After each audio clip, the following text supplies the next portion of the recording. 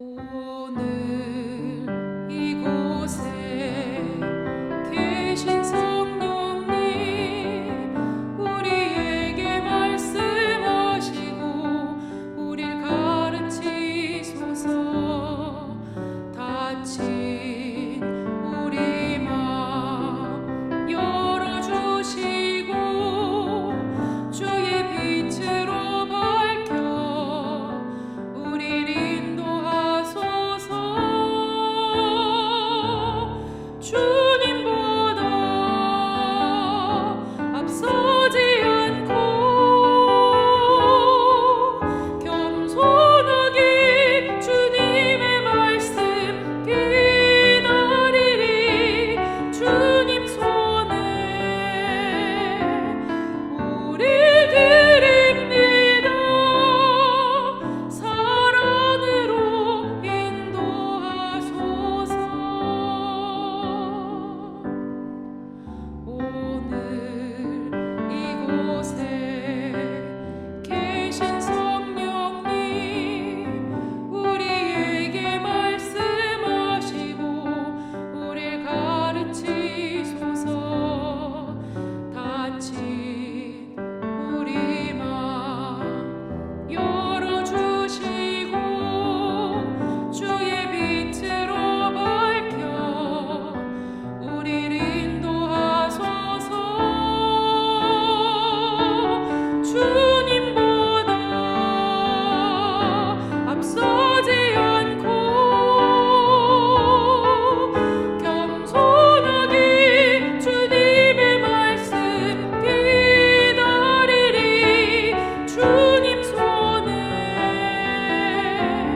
우리 드립니다. 사랑으로 인도하소서.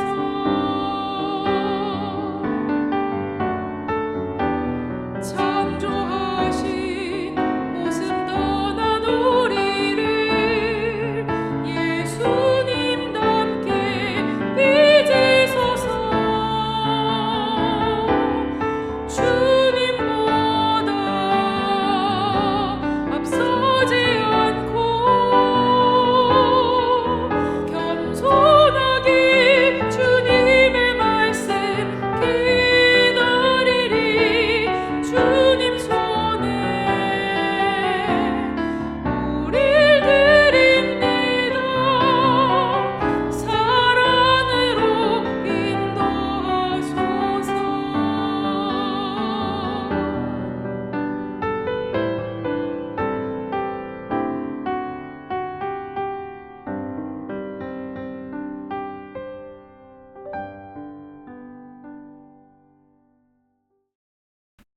함께 보실 하나님 말씀은 에스라 3장 11절 말씀입니다. 모든 백성이 여호와의 성전 기초가 놓임을 보고 여호와를 찬송하며 큰 소리로 즐거이 부르며. 등고잡이라는 말이 있습니다. 높은 곳에 오르려면 반드시 낮은 곳에서부터 시작해야 한다는 뜻입니다. 옛사람들은 시작의 가치를 귀하게 여겼습니다. 그러나 요즘 우리의 마음은 늘 시작보다는 완성을 향해 있을 때가 많습니다. 첫 삽을 뜨는 날보다 준공식 날에 사람들이 더 많이 모이고 씨를 뿌리는 날보다 열매를 거두는 날에 박수를 더 보냅니다. 아직 아무것도 이루어지지 않은 자리에서 기뻐하는 일은 결코 쉽지는 않습니다. 그런데 오늘 본문에는 완성된 건물 앞이 아니라 이제 막 놓인 기초 앞에서 큰 소리로 노래를 하는 사람들이 등장합니다. 바벨론 포로에서 돌아온 이스라엘 백성들이 무너진 성전을 다시 짓기 시작하는 순간입니다. 오랜 세월 폐허로 남아있던 성전터에 마침내 기초가 놓였습니다. 포로 생활을 마치고 고향으로 돌아온 것만도 놀라운 일이었지만 이제는 무너졌던 성전이 다시 세워지기 시작한 것입니다. 그러나 그것은 이제 막 시작된 단계였습니다. 눈앞에 보이는 것은 완성된 성전이 아니라 바닥에 놓인 기초뿐이었습니다. 그런데 백성들은 그 기초 앞에서 찬양을 합니다. 주는 지극히 선하심으로 그의 인자하심이 이스라엘에게 영원하시도다. 이제 겨우 기초가 놓였을 뿐인데 하나님의 선하심과 영원한 인자하심을 노래하고 있습니다. 완공되지 않은 성전 앞에서 어떻게 감사하며 찬양을 올려드릴 수 있었을까요? 그들은 두 가지의 믿음을 품고 찬양합니다. 첫째로 일을 시작하게 하신 하나님에 대한 믿음입니다. 이스라엘은 바벨론에서 포로로 있던 중에 예루살렘으로 돌아와 성전 재건을 시작했습니다. 성경은 이 일이 이루어진 것을 하나님이 바사왕 고레스의 마음을 감동케 했다는 말로 대신합니다. 그러니까 비록 기초이긴 했지만 이스라엘이 성전 재건을 시작한 것 자체가 은혜였습니다. 얼마 전까지만 해도 먼 바벨론 땅에서 무너진 예루살렘 성전의 소식을 들으며 가슴 아파했던 그들이 이제는 그 성전을 재건하는 일을 시작하고 있는 것입니다. 그들은 이 일을 시작하게 하신 하나님께 감사하지 않을 수 없었습니다. 하나님은 우리에게 여러 기회를 주셔서 무언가를 시작하게 하십니다.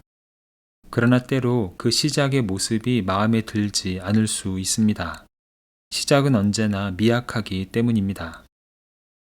그럼에도 불구하고 그것을 시작할 수 있는 기회를 주신 하나님을 고백할 때에 우리는 시작하는 그 순간 자체에 감사하는 마음을 갖게 됩니다.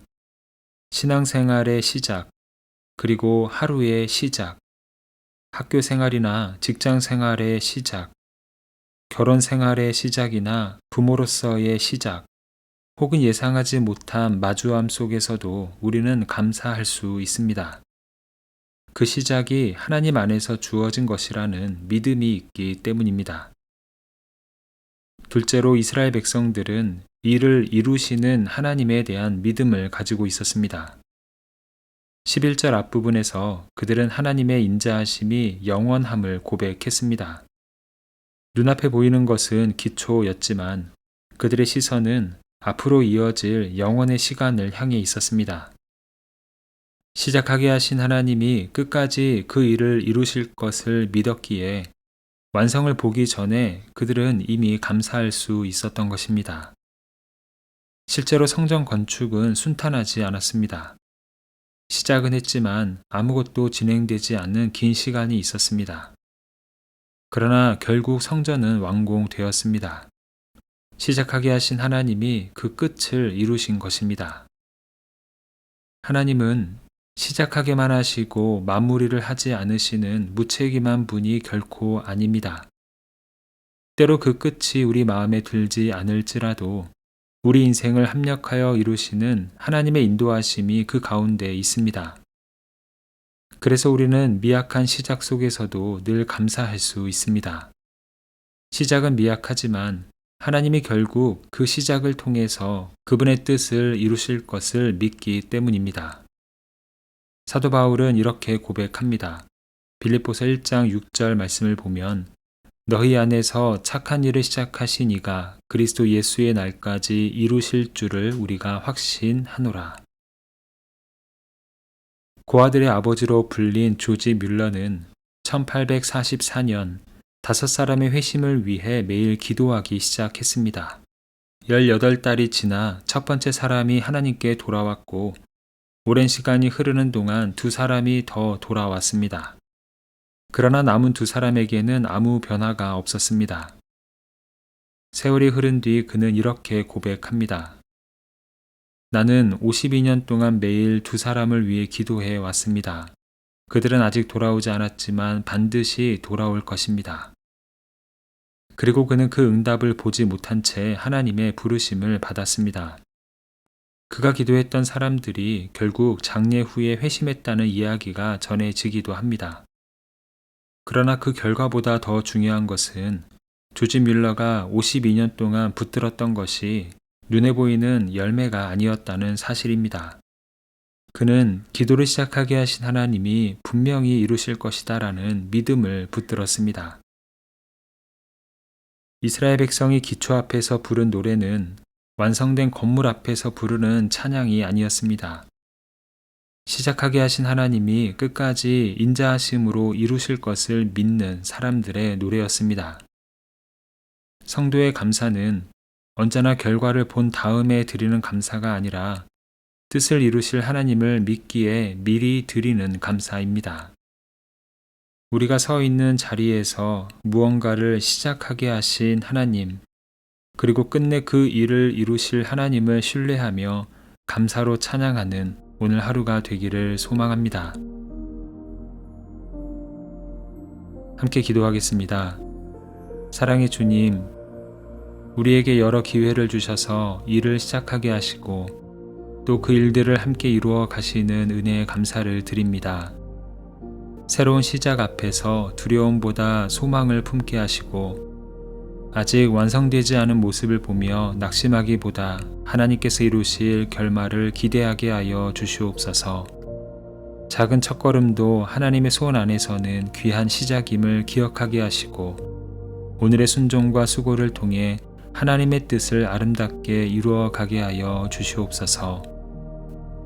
이 시간 대한민국과 미국, 세계 열방을 주님의 손에 올려드립니다. 역사의 주관자 되시는 하나님께서 각 나라와 민족을 긍휼히 여겨주시고 혼란과 갈등 가운데 평화의 길을 열어 주시옵소서. 각 나라의 지도자들에게 국민을 바르게 섬기는 지혜와 정직함을 더하여 주시고 모든 정책과 결정이 약한 이들을 보호하고 공동체의 선을 이루는 방향으로 나아가게 하여 주시옵소서. 전쟁과 재난, 가난과 억압 가운데 고통받는 이들을 돌보아 주시고 열방 곳곳에 회복과 소망의 기초가 새롭게 놓이게 하여 주시옵소서. 예수 그리스도의 이름으로 기도합니다. 아멘. 이제 각자 가지고 있는 기도의 제목으로 기도하고 말씀 중 깨달은 내용과 말씀의 열매가 풍성한 삶이 되기를 바라며 기도하기 원합니다. 특별히 오늘은 대한민국과 미국 그리고 세계 열방을 주님의 손에 올려드리며 중보하는 시간입니다. 이제 다 함께 이러한 기도 제목으로 기도의 자리로 나아갑니다.